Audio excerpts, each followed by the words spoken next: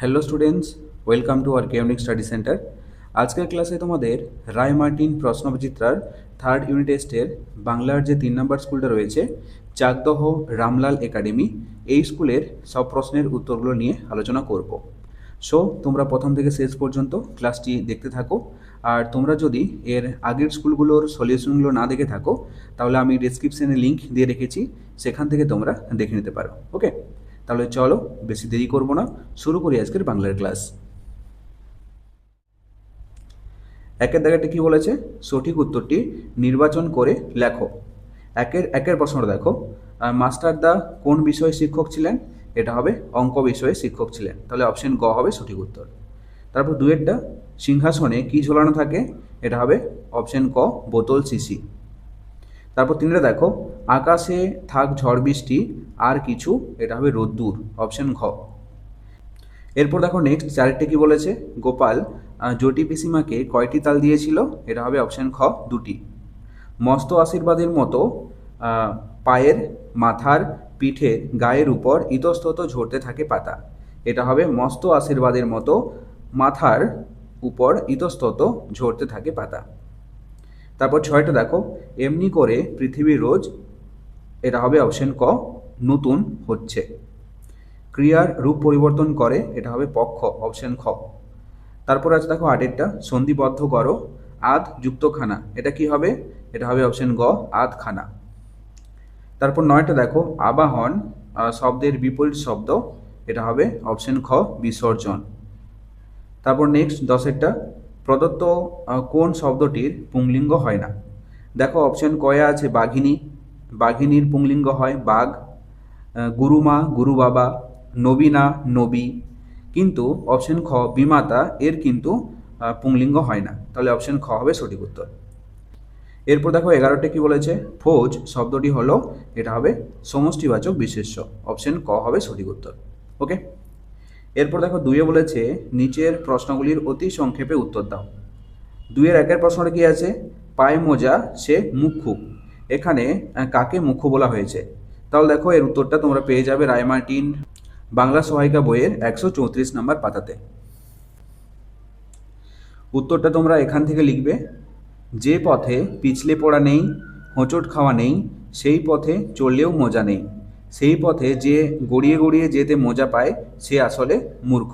ওকে, এখান থেকে এতটা পর্যন্ত লিখবে। এরপর দেখো দুইয়ের প্রশ্নটা, তোমার পাঠ্য আকাশের দুই বন্ধু গল্পটি কোন বই থেকে নেওয়া হয়েছে? এটা হবে স্বপ্ন দেখি রূপকথা। এরপর অথবা দিয়ে কি বলেছে? তোমার পাঠ্য মাস্টারদা কোন বই অবলম্বনে লিখিত? এটা হবে সূর্য সেন। ওকে, এরপর নেক্সট প্রশ্ন দেখো, ভুলিয়ে দেয় সব হিসাবও, এখানে ও বলতে কাকে বোঝানো হয়েছে? এটা হবে কাঠবিড়ালিকে। মুক্তির ও মন্দিরের সোপানো তলে গানটির লেখককে? এই গানটির লেখক হলেন মোহিনী চৌধুরী। এরপর অথবা দিয়ে প্রশ্ন দেওয়া আছে দেখো, রবীন্দ্রনাথ ঠাকুরের শরৎ তোমার গানটি কোন পর্যায়ভুক্ত গান? এটা হবে প্রকৃতি পর্যায়ভুক্ত গান। এরপর পাঁচেরটা দেখো, জটি পিসিমার ভালো নামটি কি? এটা হবে হরিমতি। এরপর ছয়েরটা কি আছে? কুমড়ো নিয়ে ক্রিকেট খেলে, কে কুমড়ো নিয়ে ক্রিকেট খেলে? এটা হবে রাজার পিসি। এরপর সাতেরটা দেখো, সমাপিকা ক্রিয়া কাকে বলে? এর উত্তরটা পেয়ে যাবে 177 নম্বর পাতাতে। দেখো এখান থেকে লিখবে, যে ক্রিয়া বাক্যের অর্থ পুরোপুরি বোঝায় বা একটি বাক্যকে সমাপ্ত করতে পারে তাকে বলে সমাপিকা ক্রিয়া। যেমন আমি খাই, এখানে খাই হচ্ছে সমাপিকা ক্রিয়া, কারণ খাই দিয়ে আমাদের বাক্যটা সম্পূর্ণ হচ্ছে বা সমাপ্ত হচ্ছে। ওকে, এরপর দেখো নেক্সট কি বলেছে, লিঙ্গ কাকে বলে? তাহলে এর উত্তরটা পাবে তোমরা 179 নম্বর পাতাতে। দেখো লিঙ্গ কাকে বলে? যে লক্ষণ বা চিহ্ন দ্বারা কোনো পদ বা শব্দ পুরুষ জাতীয় নাকি স্ত্রী জাতীয় অথবা নারী ও পুরুষ জাতীয় কোনোটিই নয় তা বোঝা যায়, সেই লক্ষণ বা চিহ্নকে লিঙ্গ বলা হয়। এখান থেকে এতটা পর্যন্ত লিখবে। এরপর নয়টা দেখো, কুচকুচে কালো কুকুরটি দাঁড়িয়ে আছে, বাক্যস্থিত বিশেষণের বিশেষণটি চিহ্নিত করো। এটা হচ্ছে কুচকুচে, এটা হচ্ছে বিশেষণ। এরপর 10-এ আছে সন্ধি বিচ্ছেদ করো যে কোনো একটি। দেখো বনস্পতি আর রয়েছে সদাশয়। বনস্পতি এই শব্দটির সন্ধি বিচ্ছেদ করলে কি হবে? বন বিসর্গ যুক্ত পতি। আর সদাশয় এটা হবে সৎ যুক্ত আশয়। বোঝা গেল? এরপর 11-তে বলেছে দেখো কোনটি কোন পুরুষ তা লেখো। ওর এটা হবে প্রথম পুরুষ, আর আমরা এটা হবে উত্তম পুরুষ। বোঝা গেল? এরপর তিনের দাগের দেখো নিচের প্রশ্নগুলির সংক্ষেপে উত্তর দাও। প্রথম প্রশ্ন দেখো, চুনির বাবা কে? চুনির বাবা হলেন শিবু বাড়ুজ্জে। আর চুনির মা জটি পিসিমার বাড়ি গিয়েছিল কেন? এটা হবে ডাল ভাঙতে। তার নেক্সট প্রশ্ন দেখো, আমাদের দেশ কত সালে স্বাধীনতা লাভ করে? এটা হবে 1947 সালে। আর তারপরের প্রশ্ন বলেছে রেস্তোরাঁর গায়ে নোটিশে কি লেখা থাকতো? লেখা থাকতো যে কালো চামড়ার লোক এবং কুকুরের প্রবেশ নিষেধ। ওকে, এটাই লেখা থাকতো। তারপর দেখো নেক্সট দিনেরটা, পেটকাটা ও চাঁদিয়ালের কিভাবে দেখা হয়েছিল? এর উত্তরটা পাবে তোমরা 158 নম্বর পাতাতে। দেখো উত্তরটা তোমরা এখান থেকে লিখবে। শৈলেন ঘোষের লেখা আকাশে দুই বন্ধু গল্পে উল্লিখিত আকাশে উড়তে উড়তে দুটি ঘুড়ি পেটকাটা ও চাঁদিয়ালের হঠাৎ দেখা হয়েছিল। এখান থেকে এতটা পর্যন্ত লিখবে। এরপর 4-এর দাগের প্রশ্নগুলো দেখো। 1-এর প্রশ্নটা কি বলেছে? আখকে মিষ্টি শোবার চাইতে বলা হয়েছে কেন?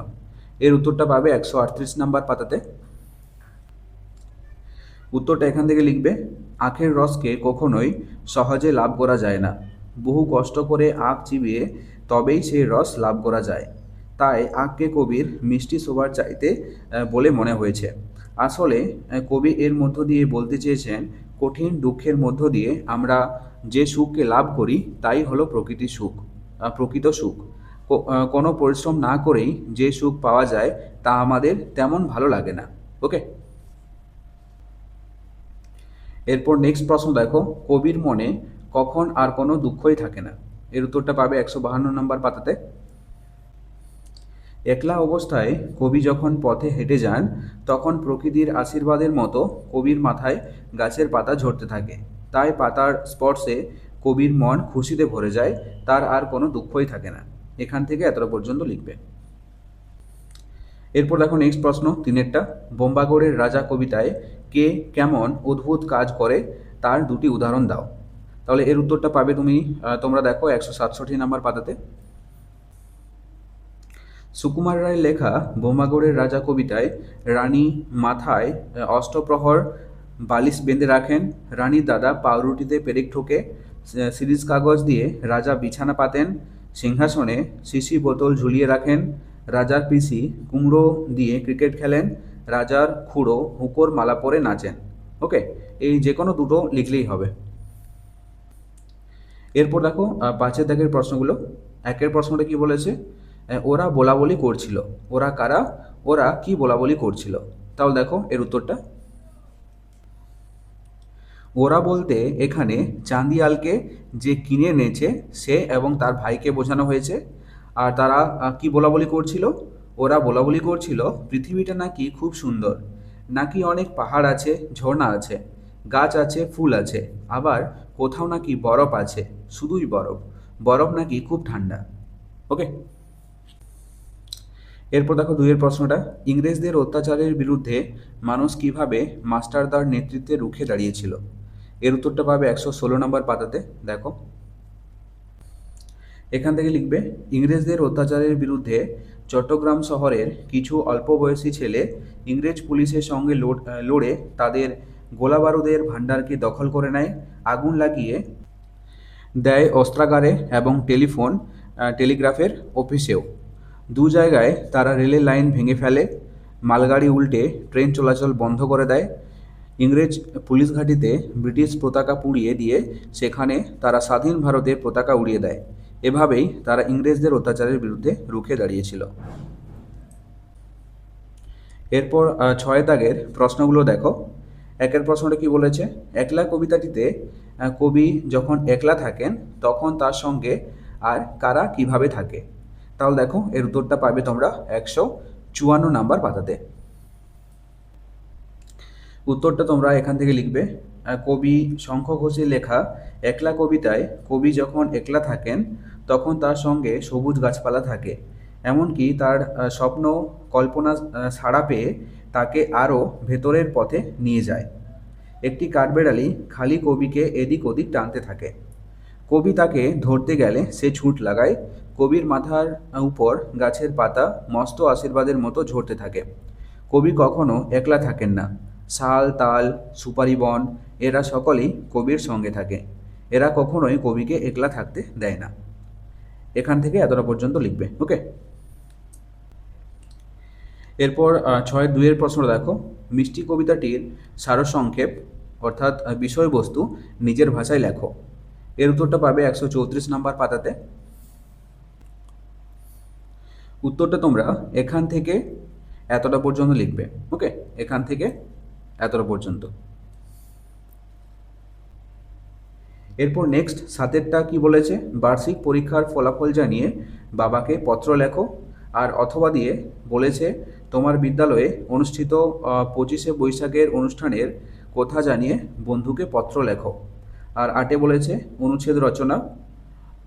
কি কি আছে, বিদ্যালয় জীবনে খেলাধুলার ভূমিকা, আর রয়েছে গাছ আমাদের বন্ধু, আর বাংলার উৎসব।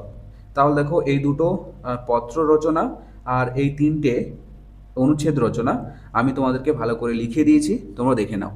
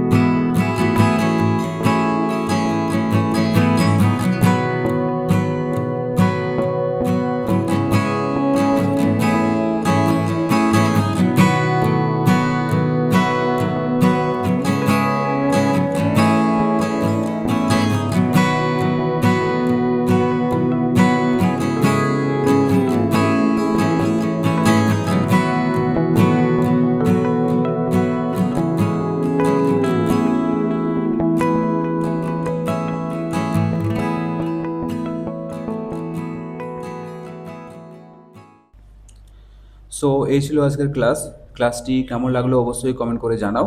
আর যদি ভালো লেগে থাকে তাহলে অবশ্যই একটি লাইক করে দিও।